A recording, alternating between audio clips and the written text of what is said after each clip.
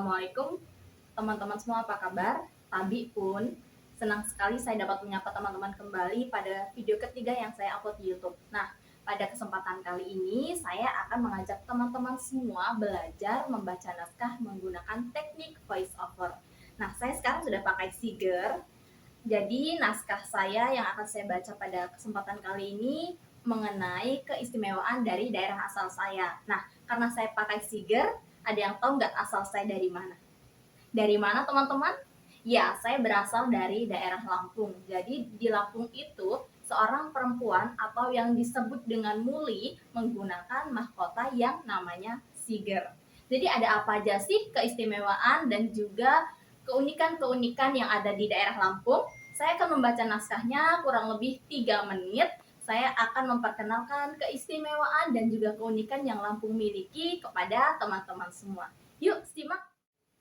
Nah, untuk membaca naskah menggunakan teknik voice over ada 5 dasarnya. Yang pertama ada intonasi, lalu ada artikulasi, aksentuasi, pace, dan juga diafragma.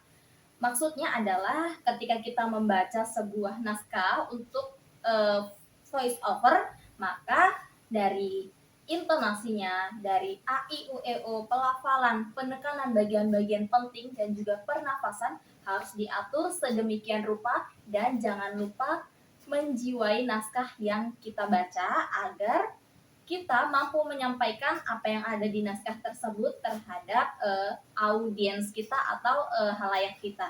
Nah, untuk itu posisi duduk juga harus diatur ya teman-teman, supaya nanti ketika teman-teman baca naskahnya, teman-teman ini nafasnya nggak sesak ataupun terdengar suara nafas di voice over yang dihasilkan dari rekaman suara yang dibuat. Provinsi Lampung, gerbangnya Pulau Sumatera, sebuah provinsi dengan ibu kota Bandar Lampung yang terdiri dari 2 kota dan 13 kabupaten, dikenal dengan julukan Lumbung Pangan Nasional. Hal ini dikarenakan letak Provinsi Lampung yang begitu strategis, sehingga menjadi perlintasan 3 kawasan ekonomi penting, yakni Singapura, Johor, dan Riau. Provinsi dengan luas wilayah 33.554 km persegi ini menyimpan berbagai keindahan alam dan keistimewaan budaya, seperti budaya kawin lari misalnya, atau dalam bahasa Lampung sendiri disebut dengan istilah sebambangan. Selain itu, Lampung dikenal dengan julukan Little Indonesia, yang artinya menjadi melting pot atau wadah bagi suku dan budaya yang heterogen. Adapun keberagaman suku budaya yang ada di Lampung diakibatkan dari pelaksanaan program transmigrasi yang dimulai sejak zaman kolonial Belanda sampai dengan era pemerintahan Presiden Soeharto. Hal ini pula yang mengakibatkan suku asli Lampung kalah jumlah apabila dibandingkan dengan jumlah suku pendatangnya. Lampung dikenal dengan nama Bumi Lada. Pernyataan ini sesuai dengan lirik yang tertuang pada lagu daerah Lampung yang berjudul Sang Bumi Rua Jurai. Selain itu, Lampung juga dikenal dengan kopi Robusta atau lebih dikenal dengan sebutan kopi Lampung, yang bahkan pangsa pasarnya sudah mendunia. Oh iya, selain lada dan kopi Robusta, Lampung juga dikenal dengan keripik pisang, yaitu oleh-oleh khas Lampung. Bahkan, Lampung menjadi provinsi dengan komoditas pisang terbesar nomor 3 di Indonesia, atau sekitar 12,38% pisang yang ada di Indonesia dipasok oleh Lampung. Mengenali Lampung dari segi keindahan alam, kita dapat menyaksikan keasrian dari hutan-hutan lindungnya.